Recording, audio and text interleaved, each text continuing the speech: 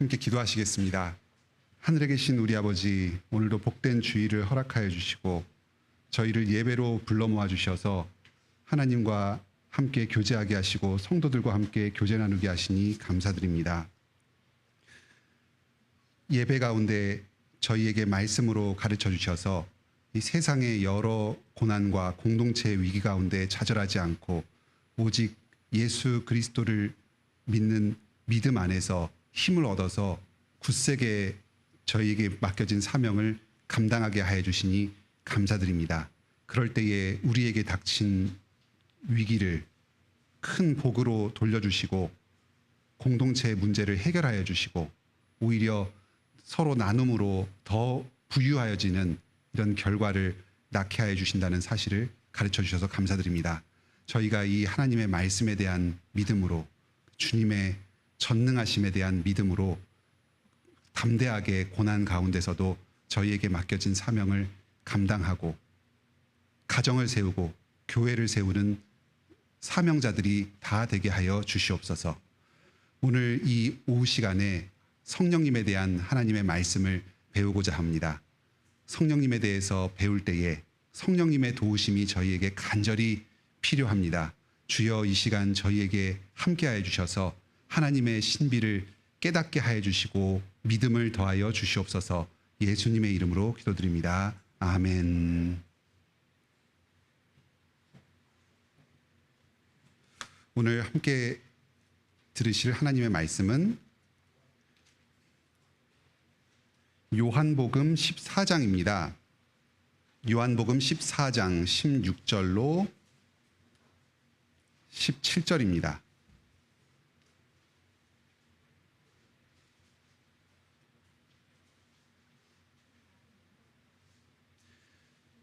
요한복음 14장 16절로 17절입니다.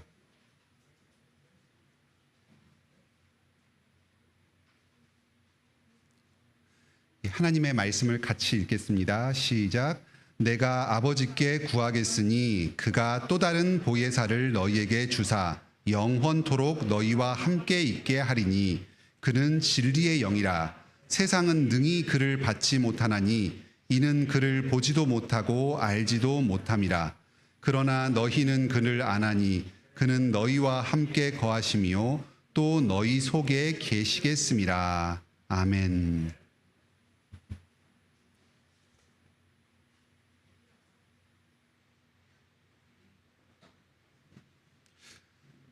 예전에 은사주의 운동에 깊이 관여하셨던 분한테 이런 이야기를 들은 적이 있습니다.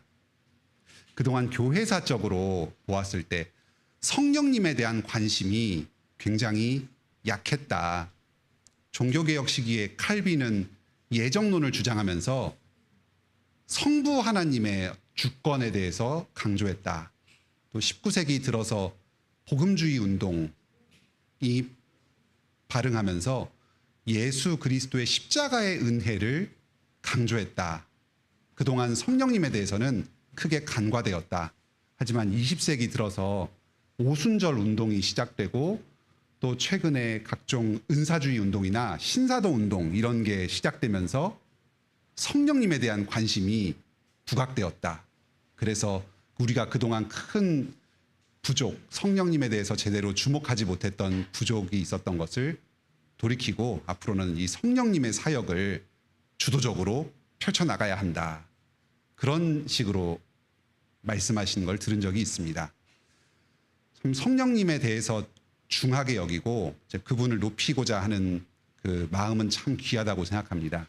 하지만 거기에는 좀 부족이 있습니다. 먼저 우리 교회사에서는 그분이 생각하는 것과 다르게 실제로 성령님에 대해서 그렇게 간과했던 적이 한 번도 없었습니다.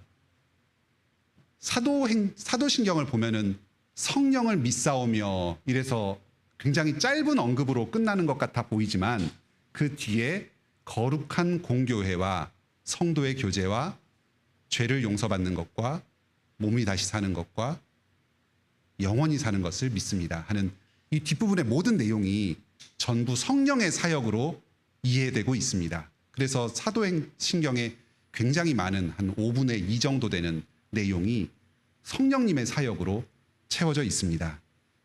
또 우리가 지금 배우고 있는 이 하이델베르크 요리문답에서는 20주일 한 주만 성령님에 대해서 이야기하는 것처럼 느껴지지만 실제로는 전체 52주일 중에 24개 주일에 성령님에 대한 언급이 나오면서 성령님께서 삼위일체 하나님의 모든 구원의 사역에 두루 관여하시는 것을 잘 드러내고 있습니다.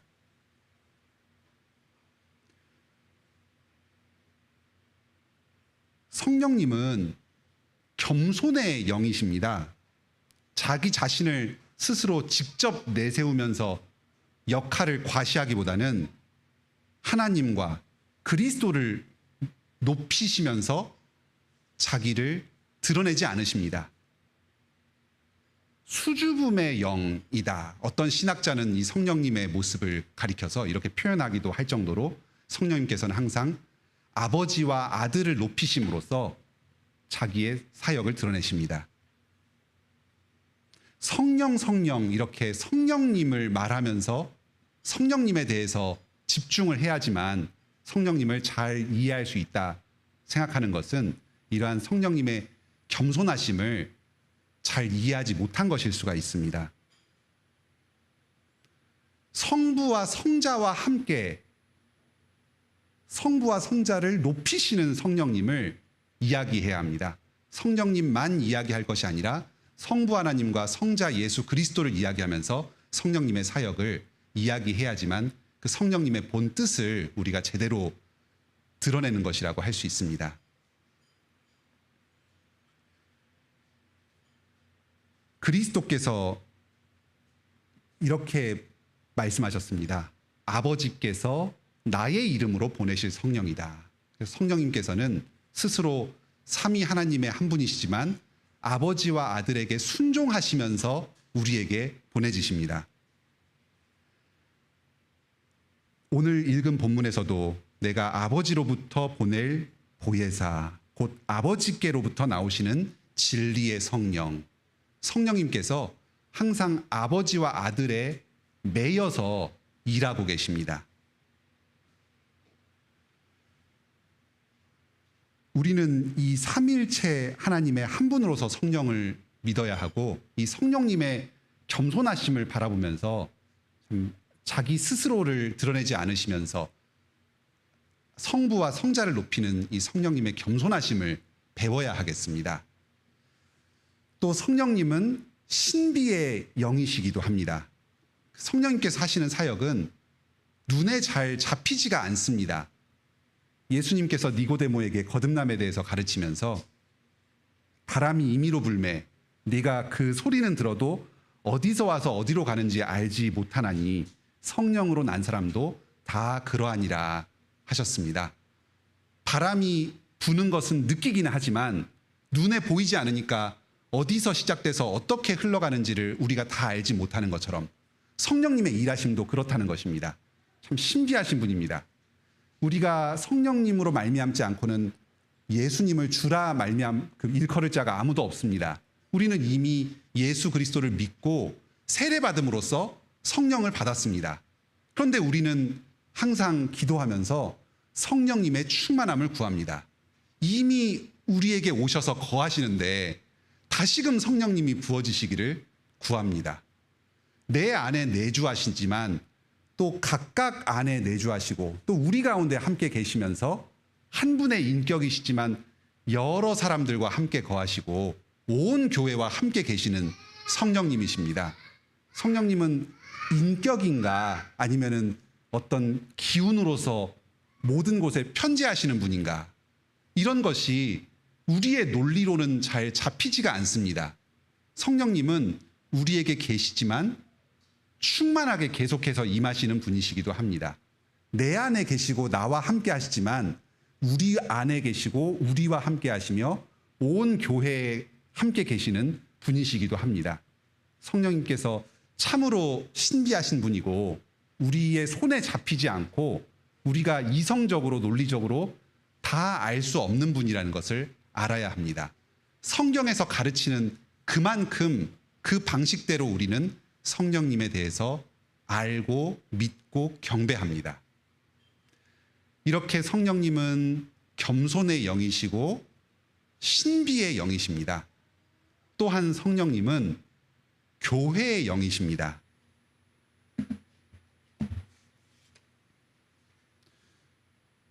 오늘 요리문답 본문에서는 둘째, 또한 나에게 도 주어져서 하면서 이 도라는 것을 강조합니다. 나에게도 주어진 성령님께서는 우리 교회에 지체된 다른 성도들에게도 주어지십니다. 오순절에 교회가 모여서 기도할 때에 성령님께서 사도들에게, 제자들에게 내리시고 또 모든 교회에 함께 하십니다. 이후로 사도의 뜻을 계승한 모든 보편 교회들의 성령님께서는 함께 계시면서 말씀으로 교회가 지어져 가도록 역사해 가십니다. 지금 우리 관악교회에도 성도들이 함께 모여서 예수 그리스도의 이름을 부르고 하나님의 말씀을 들을 때에 우리와 함께 거하시면서 말씀을 깨닫게 하여 주시고 우리의 믿음을 자라게 하여 주심으로 이 교회가 하나 되게 하십니다. 오늘 우리가 예배 같이 함께 모여서 예배 드린 것, 또 이렇게 함께 성경 공부를 하면서 성도의 교제를 나누는 것이 모두 성령님의 사역입니다.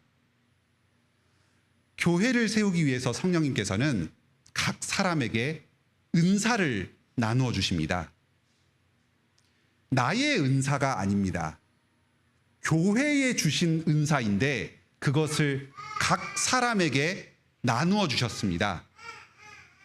내가 가지고 있다고 해서 나의 유익을 위해서 사용하는 것이 아닙니다. 교회를 위해서 사용하도록 각 사람에게 은사를 나누어 주셨습니다. 나에게 어떤 재능이 있다고 해서 그것이 전부 다 성령님께서 교회를 위해서 주신 은사는 아닙니다. 내 은사로 섬길 교회를 찾아간다. 가끔 교회를 방문하시는 분들이 그런 말씀을 하실 때가 있습니다. 나에게 어떤 은사를 주셨으니까 내가 이것을 잘 섬길 교회를 찾아가는 것이 아닙니다. 우리 관악교회를 세워주시고 성령님께서 함께 하시면서 우리 교회를 이루고 있는 각 지체들에게 우리 교회에 필요한 은사를 내려주시는 것입니다. 우리 교회에 어떠한 섬김이 부족하다면, 예를 들면 지금 피아노 반주자가 적은 분들께서 돌아가시면서 하고 있어서 아주 수고를 많이 하십니다. 또 우리 교회에서 찬송을 이렇게 가르치거나 아니면은 이런 워십 댄스 같은 것으로 그 예배를 좀 풍요롭게 할 그런 분이 우리 교회가 진행되는 어떤 시점에 필요하다면 그런 분을 두고 구하는 겁니다. 또 다양한 악기를 연주해서 예배 음악을 풍요롭게 할 그런 성도가 필요하다면 그런 분을 구하는 겁니다. 그러면 우리 관악교회에 각 사람 안에서 은사를 일으켜 주시기도 하고 아니면 새로운 사람을 우리 교회에 보내주심으로써 우리 교회를 세워가십니다. 내가 속한 한 교회 지체로서 이 교회를 세우기 위해서 각 사람에게 은사를 나누어 주십니다. 성령님은 교회의 영이시기 때문에 이 성령님을 선물로 받기 위해서는 무엇보다도 교회 공동체에 열심히 참여해야 합니다.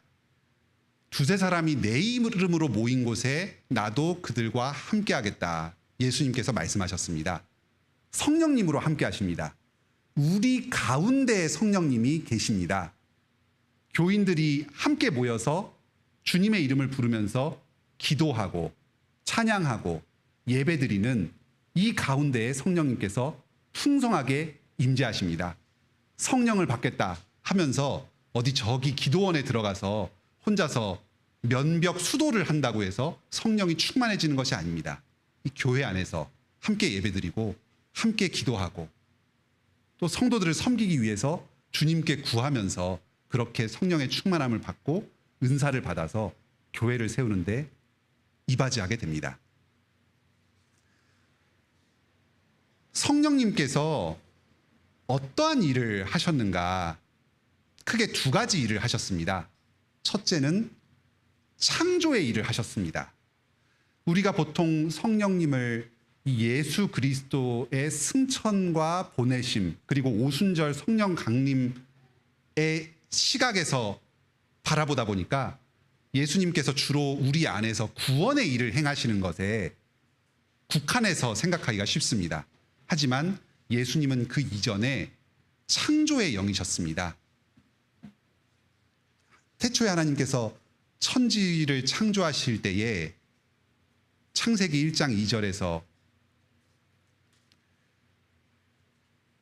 땅이 혼돈하고 공허하고 흑암이 깊음 위에 있고 하나님의 영이 수면 위에 운행하셨습니다. 말씀이신 예수 그리스도께서 성부 하나님과 함께 천지를 창조하실 때에 성령 하나님께서도 수면 위를 운행하시면서 그 창조의 일을 함께 하셨습니다. 시편 기자는 이렇게 노래합니다.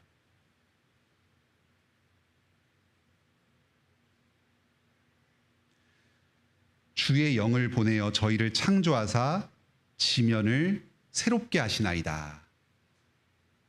천지가 창조될 때에 생명을 온 세상에 부여하신 성령님께서 오늘도 이 세상을 운행하시면서 모든 피조물들에게 생명을 공급하여 주고 계십니다. 겨울에 낙엽이 진 뒤에 봄이 되면 다시 새싹이 돋고, 우리가 밤에 늦게 곤하여서 잠을 잘 때 다음날 아침에 눈을 뜨면 다시 힘을 얻어서 하루를 살아가는 것, 이런 것들이 전부 성령님께서 하시는 생명의 사역입니다. 오늘도 그 일이 계속 지속되고 있습니다. 어떤 성도가 몸이 다쳐서 아파서 누워 있을 때에 우리가 그 성도의 회복을 위해서 구할 때 성령님의 충만함이 그 성도에게 임하기를 기도합니다. 성령님께서 다시 그 성도를 일으켜 주시고 세워 주십니다. 성령님의 이 창조의 사역은 우리 교회 안에 믿는 사람들에게만 국한된 것은 아닙니다. 온 세상을 지금도 보존하시고 붙드시는 일을, 그리고 유지시켜 주시는 일을 성령님께서 계속하고 계십니다. 하나님의 그 능력이 얼마나 우리의 생각보다 넓고 광대하고 참 놀라운 것인지를 알게 됩니다. 우리가 어떤 세상에서 여러 기술들을 발전시키고 문화를 발달시킬 때에도 성령님께서 그 가운데에 관여하십니다. 부살렐과 오홀리압이 성령이 충만하여져서 여러 성전 기물들을 이제 세울 방법들을 고안할 수 있었습니다. 오늘날에도 하나님께서 여러 많은 사람들에게 역사하셔서 이 과학 기술과 지식과 문화를 발전시킵니다. 우리가 교회에서뿐만 아니라 직장에서 어떤 일을 할 때에도 참 지혜가 부족하거든 하나님께 구해야 되겠습니다. 성령님의 지혜와 능력을 나에게 더 주셔서 하나님께서 이 창조하신 이 세상을 더욱더 가꾸어 갈 수 있는 능력을 나에게 달라고 구해야 하겠습니다. 성령님께서 행하시는 두 번째 사역은 바로 이 새 창조의 사역입니다. 죄로 타락하고 이 패역하여진 이 세상 가운데에 성령님께서 임하셔서 우리의 영혼을 새롭게 하시고 예수 그리스도의 복음을 통해서 다시금 예수님을 믿고 구원받는, 깨끗하여지고 거룩하여지는 일을 우리 각자의 안에서 지금도 행하고 계십니다.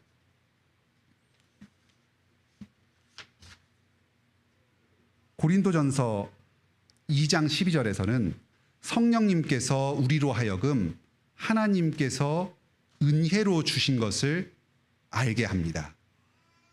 성령님으로 아니하고는 누구든지 예수를 주라고 고백할 자가 없습니다. 우리가 믿음으로 구원 얻고 성령님을 받는다, 이렇게 착각할 수가 있습니다. 순서가 좀 잘못됐습니다. 성령님께서 먼저 우리에게 오셔서 우리의 마음을, 이 굳은 마음을 변화시켜서 부드럽게 하시고 말씀을 통해서 예수 그리스도의 영광을 보도록 우리를 새롭게 창조하여 주시지 않으면 그 어떤 사람도 자기의 의지와 노력으로 예수님을 주로 믿고 고백할 수가 없습니다.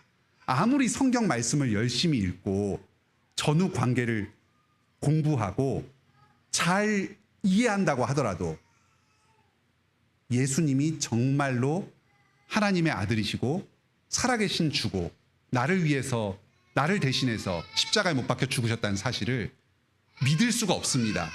구원받을 수가 없습니다. 성령님께서 지금도 우리에게 함께 하셔서 계속해서 나의 마음을 부드럽게 하여 주시고 믿음을 더하여 주시기를 구합시다. 말씀을 들을 때마다 주님의 능력이 아니면, 성령님의 능력이 아니면 이 말씀을 내가 깨닫고 믿을 수가 없나이다 하는 마음으로 주님의 은혜를 간절히 구해야 하겠습니다. 이러한 창조와 새 창조를 행하시는 성령님이 그러면 나에게는, 우리에게는 어떠한 유익이 있는가? 나를 위로하시는 분입니다. 예수님께서 보혜사로 이 땅에 오셨습니다. 우리를 위로하시고 권면하시고 변호하시는 분으로 오셨습니다.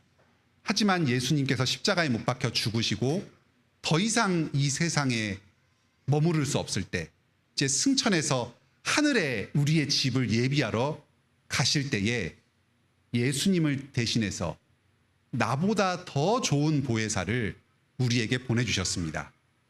우리는 예수님을 직접 모시고 동행했던 제자들보다 더 큰 복을 받은 사람들입니다.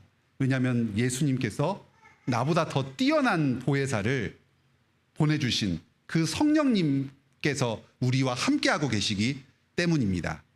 이 보혜사라는 분은 여러 다양한 의미를 가지고 있고 단지 위로자 이렇게만 번역할 수는 없는 단어입니다.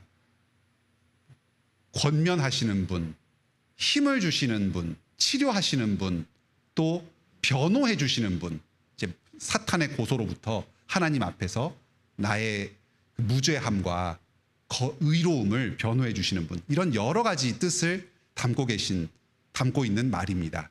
성령님께서 예수님을 대신해서 예수님보다 더 좋은 보혜사로서 우리와 함께 계십니다. 우리에게 복을 주십니다. 우리 안에 거하시는 이 성령님은 우리의 천국의 보증이 되시는 분입니다. 영원히 나와 함께 거할 것입니다. 우리 지금 옆에 계신 성도님들이 계시죠? 이분이 장차 천국에서 영원한 하나님의 기업을 함께 계승할 상속자들입니다.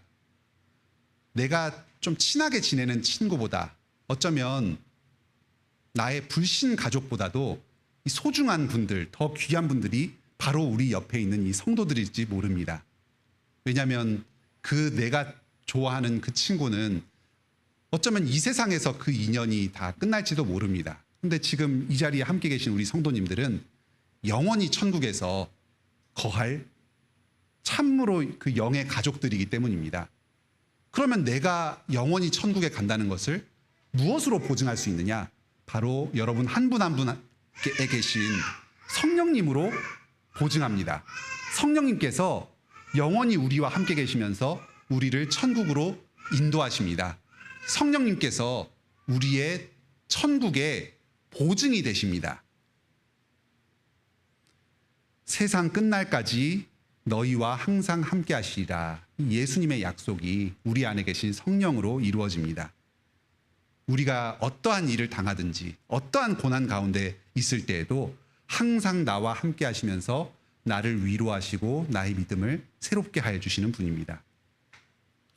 그리고 이 성령님께서는 우리가 교회의 지체로서 교회를 섬길 은사를 주십니다. 우리 각 사람들에게 여러 가지 재능을 주시고 또 무엇보다도 믿음을 주셔서 우리가 성도들을 위로하고 함께 교회를 세워가도록 하여 주십니다.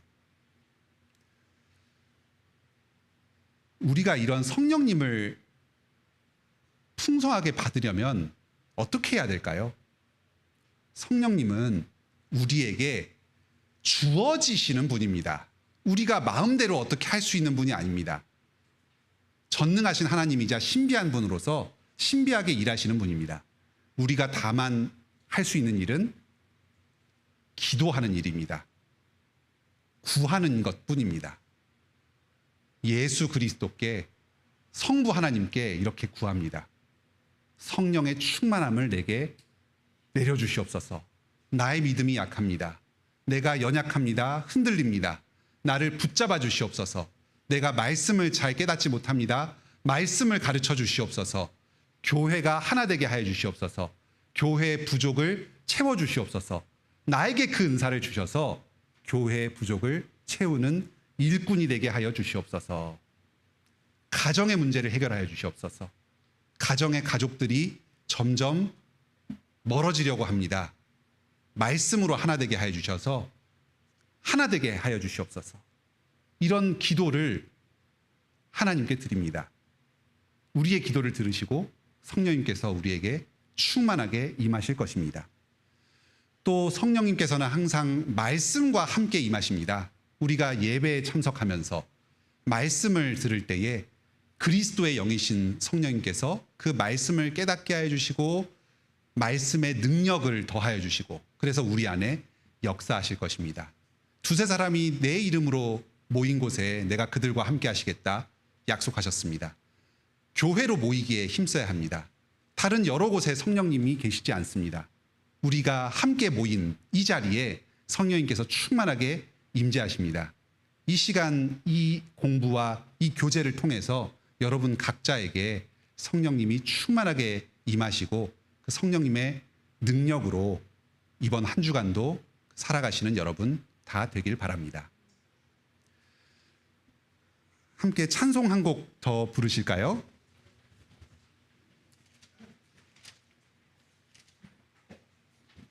(183장입니다)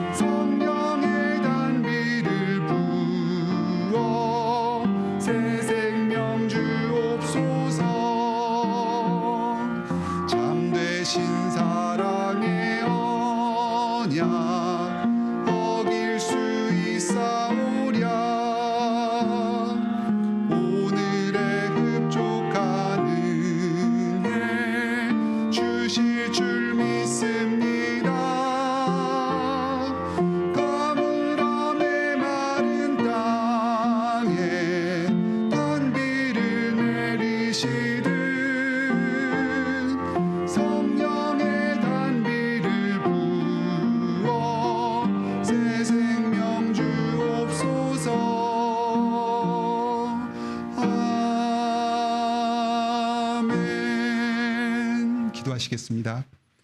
하늘에 계신 우리 아버지, 오늘도 저희에게 성령님을 충만하게 내려주셔서 하나님의 말씀을 깨닫게 하여 주시고 믿음을 더하여 주시니 감사드립니다.